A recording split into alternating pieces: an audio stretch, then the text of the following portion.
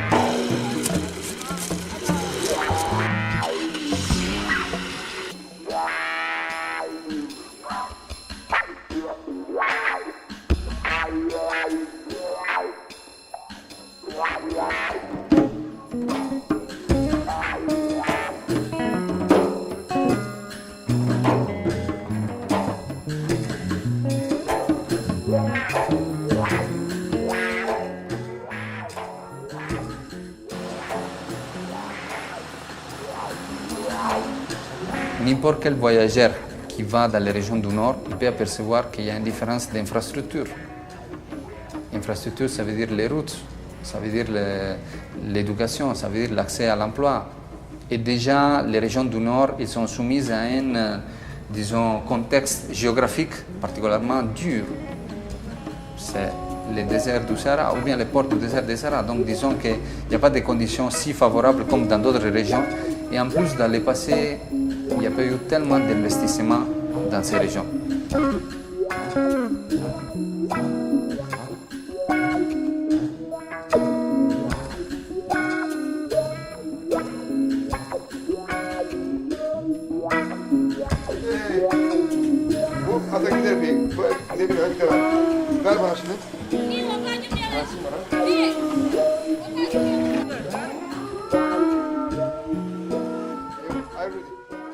Maintenant, concernant le deuxième problème qui vient de l'extérieur,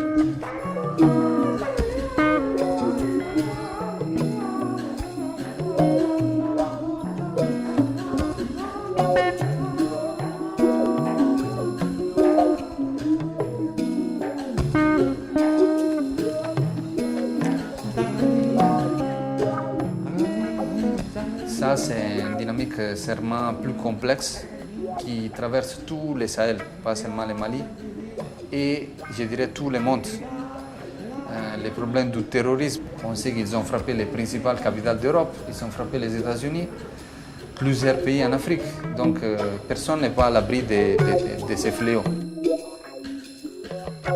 Si on a un terrain social qui n'est pas favorable à ça, et je parle aussi, s'il y a des jeunes qui ont de l'emploi, dont leur emploi ça peut être même le tourisme, donc même le festival ça donne de l'emploi à beaucoup de personnes, il y aura moins de locaux qui peuvent se tourner envers ces pratiques barbares.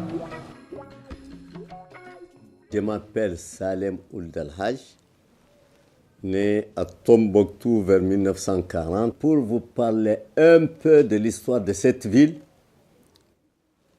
elle est fondée à la fin du XIe siècle, début XIIe siècle, par des Touaregs qu'on appelle des Imercharan, autour d'un puits gardé par Bouctou.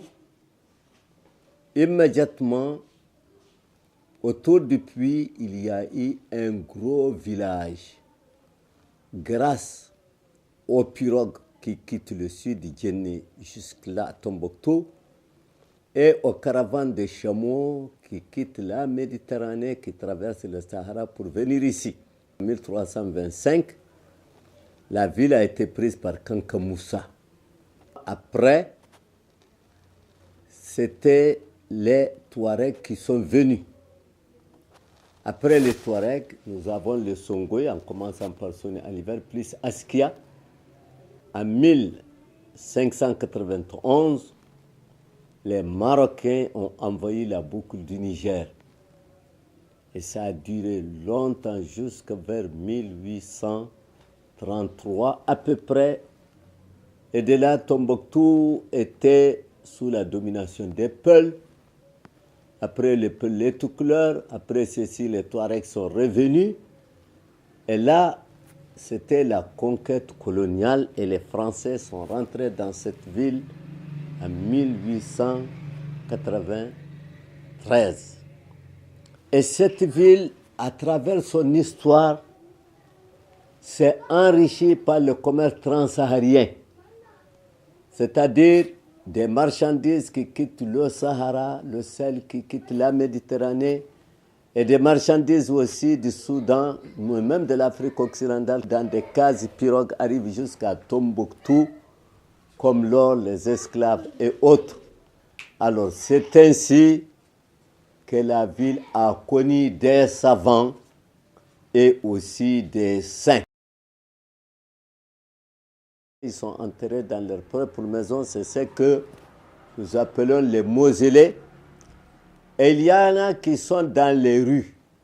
En réalité, on ne les a pas enterrés dans ces rues le plus souvent, mais c'était leur maison. La maison peut tomber en ruine, abandonnée, sauf la place du saint. Et traditionnellement, on dit que Tombouctou, c'est la ville de 333 saints. Et ces saints avaient une vie exemplaire, une bonne conduite, des gens qui craignent Dieu, qui ne vivent que pour Dieu, qui s'en fichent du bien matériel de ce monde. Je m'appelle Gourko Maïga, Niézin à la grande mosquée. Ils sont venus ici dans la mosquée. Ils me disent, où est le saint? J'ai dit qu'il n'y a pas de saint ici. Aïe, derrière, ils sont partis là-bas, ils ont mis les saints là-bas, ils ont détruit. Je leur ai interdit de ne pas rentrer. Ils sont venus, ils disent qu'il ne faut pas rentrer avec eux. Moi, ils n'ont pas rentré. Chaque nuit, si je viens à la mosquée, ils me suivent. Je viens vers 3 heures, ici à la mosquée, dans la nuit, pour faire l'appel. Ils m'ont fait tous les moyens. J'ai rentré entre nous. Ils ne m'ont pas rien fait. C'est tout. Ce n'est pas dans la mosquée, derrière. Si vous sortez sur le goudron, là, vous voyez, l'endroit, ils ont détruit.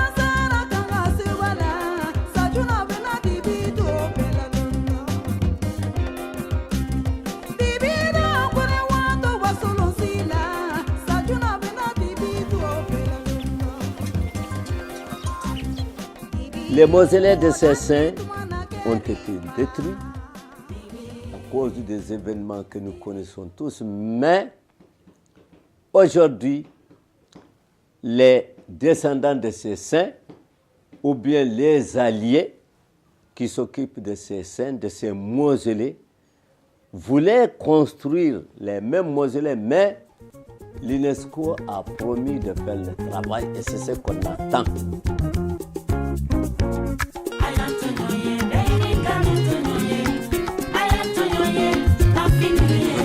Les gens des Nations Unies, tout le monde, tous ces gens que j'ai approchés un peu, pensent qu'il est important que le festival retourne à Tombouctou.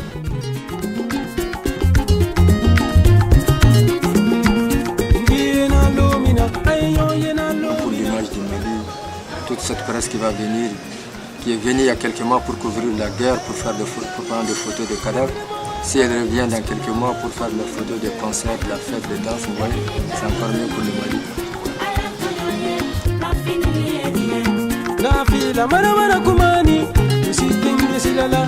Que ce soit l'occasion aussi que ça va rentrer dans les processus de réconciliation nationale, ça va être l'occasion aussi pour des réfugiés pour retourner au nord, dans leur famille, dans leur terre natale.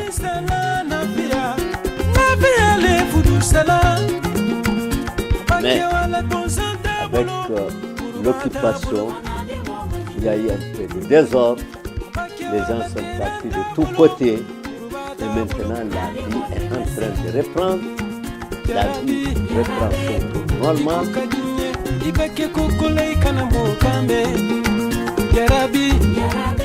Le Mali doit être présent aux principaux salons du tourisme qui se passent en Europe et ailleurs. Pour dire que oui, le Mali il existe encore, il est bien présent, il a beaucoup de choses à vous faire découvrir et c'est possible de les découvrir parce qu'il y a la sécurité nécessaire pour y aller. Kumani,